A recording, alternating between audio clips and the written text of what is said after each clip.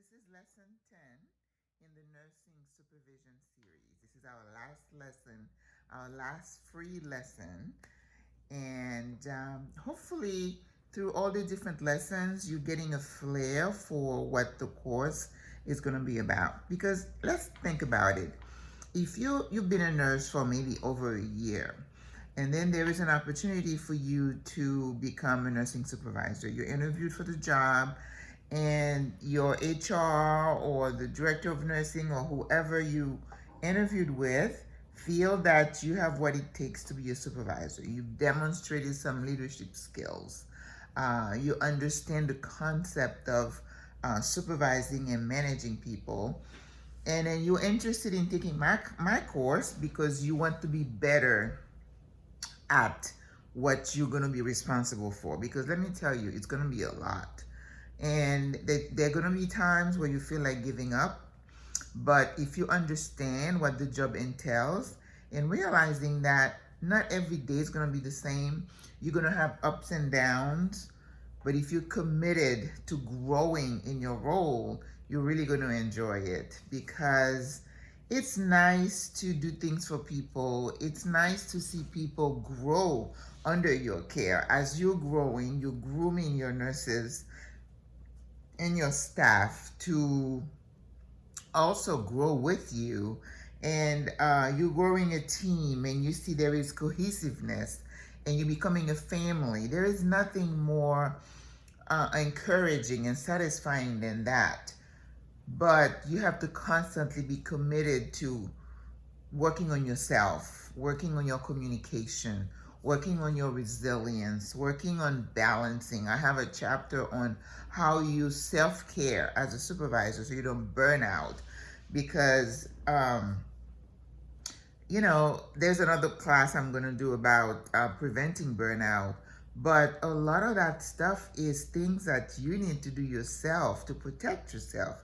And then you're going to help your team not to get burned out. Because I think a lot of things happen, like this nursing shortage that we're experiencing right now, which I keep telling people, there's nothing new under the sun. We've had shortages the whole time I've been a nurse. I've heard about the nursing shortage, okay? It probably is a little bit more acute now, but we've always had a shortage. I think maybe 2 or 3 years ago, I heard from some new nurses that they were having trouble getting a job. It almost like we were saturated, but it was like in a blank, it changed. That never stays too long. So this last chapter, this last lesson, I wanted to talk about the buck stops here.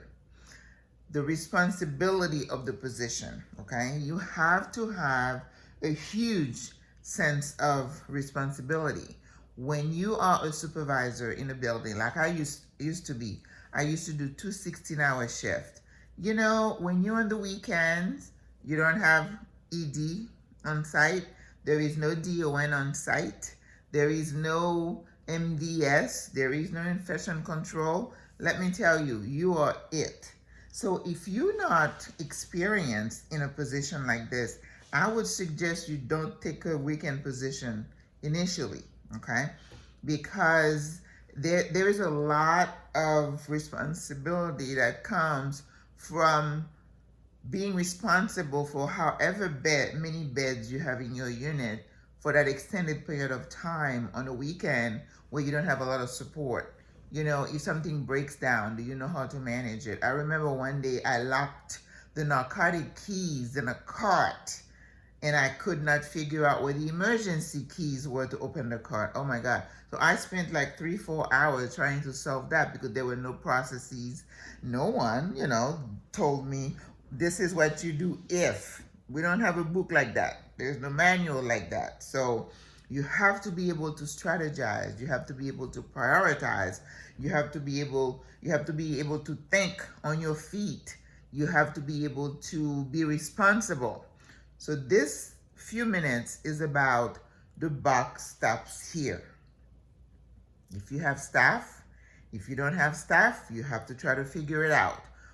Whether you're going to call, who you're going to beg, if you have access to agency, how are you going to make sure you have staffing? And if you can't get any of those, what do? How are you going to divvy up the duties? How are you going to tell those nurses that in addition to 20 patients, I have to give you 10 more? How do you do that? That's not easy. And then sometimes that causes a lot of trepidation. That causes a lot of stress on you. But that is part of the job. The good thing is that it wasn't every day.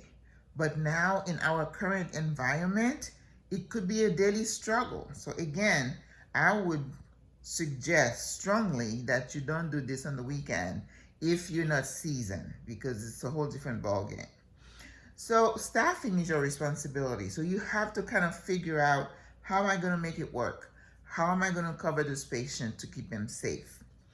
Customer service issues, whether it is a patient who has a complaint, whether it's a family member who's had a complaint. How about if you have accidents, a visitor falls down and breaks something.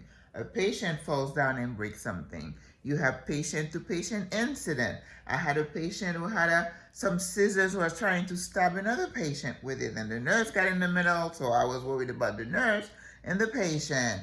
You got to be able to strategize and handle those emergencies.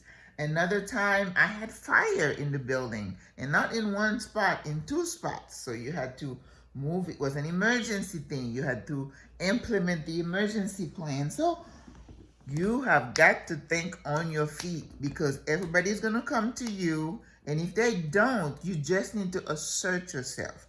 That's why when you make those daily rounds, how are you doing? Is everything okay? You're interacting with your maintenance people. Make sure you have their number and their contact information. If you have like a smoke alarm or a fire alarm that goes off and then the fire department gets there, how do you debrief? If the state walks in because they had a complaint survey, how do you handle that? Sometimes you have you have an elopement. Oof, those were bad. I didn't like those. You have an elopement. One time, I did not know I missed a patient. I was missing a patient until one of the CNAs was sitting in her car, having lunch, having her dinner, and she said, in her periphery, she thought she saw somebody in the wheelchair, and then it turns out it was one of our demented patients. She had scooted out, with the front door opening, people coming in and out. She slipped out, and she wheeled herself out into the parking lot and into a shed, and we found her sitting there. She was confused. She didn't know what she was doing, so you have to handle that, okay? God forbid if that person gets hurt. I mean, there are so many crazy scenarios. You had the AMAs. How do you handle that? They want to leave. You have to call DCF. You have to call this, you have to call the police. You have to ask for a wellness check. All these things, you get to learn them, but everybody's going to look at you. When you get your new admission, is it your job to put those patients in the system, to do the medications, order the labs, get the narcotics? Because that is a customer service issue. I had a patient one time who was supposed to come to the facility like around 9 o'clock. Well, it was 11 o'clock I was leaving. She still wasn't there. But I know they had a skeleton staff on the weekend, and I could not in good conscience just leave him. So calling to find out where the patient is. Finally, at 12:15, they wheeled the patient in. Patient comes in, no orders, no 3008, no narcotic. I mean, so you have got to take the ball. You have got to take the ball and run with it. You have to be assertive. So I had to call the hospital, talk to a supervisor, because you get the runaround. You don't have to be ugly with people, but you have got to assert yourself. So I just want you to understand that in this job, if the water starts, you have a pipe that bursts, guess who they're going to call? You. So what do? Do you have somebody put some blankets, find where the main valve is for the water, turn it off, and then call maintenance? You have to be able to say, okay, 1, 2, 3. And if you're a new supervisor, it's okay to, what I would want you to do if you first get a job like that and you knew at the job and you're not sure what to do. And that's why I'm going to have some weekly live calls where you could say, what would you do in such situation? And of course, if we have other people, we can strategize, because certain things is going to take you time. It's not something you're going to be able to get up and say, oh, I know how to handle this, because you're going to get in positions where you're like, oh my gosh, what do I do? So you need to find a support person that you say, this is my go-to person. If I have a question, I'm going to call. Because I remember sometimes you try to call the DON and she's not picking up. So what do you do then? Who else do you call? So you have to find a way. Sometimes it's another nurse. Sometimes it's somebody in MDS that you're calling, but you need to have access and contact information of people to call to support you in your role when you're not sure what to do. And there is no shame in saying, I'm not sure how to handle this. What do you think? To me, I'm open to that. I'd rather you ask me, even if you're training like new nurses, you say there are no stupid questions. It's better if you ask than to act inappropriately and then wish you had called somebody before. It's better to say, I don't know, and then find out. So the sense of responsibility, I can't emphasize that too much.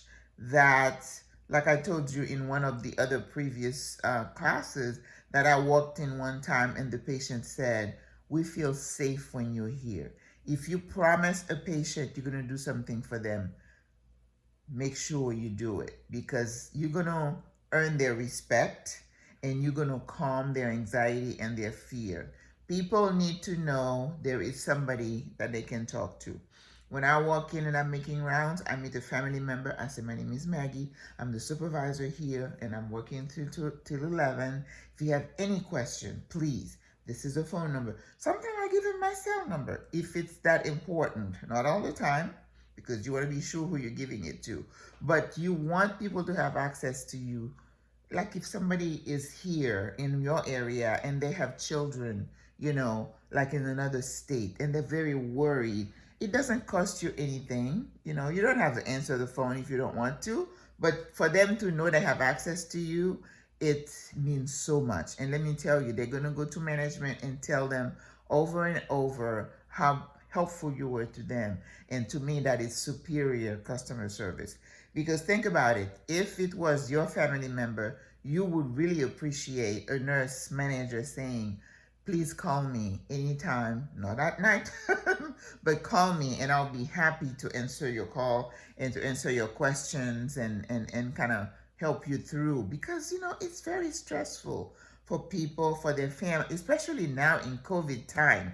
They cannot be here. They're really worried. The patients are worried to just arrange for a FaceTime encounter, take them to the window. I used to do a lot of on the weekend. Okay, so go into this position with an open mind. Okay, you want to be open. At the same time, you want to be careful that you're not going to stress yourself out to the point you're going to burn out. That's why when I was supervising and it was my lunchtime, I got out. I went out. Sometimes I used to sit at an ice cream place to eat my lunch, because if you're in the building, somebody's going to always be asking you for something. But if you say, okay, you find people and you tell them,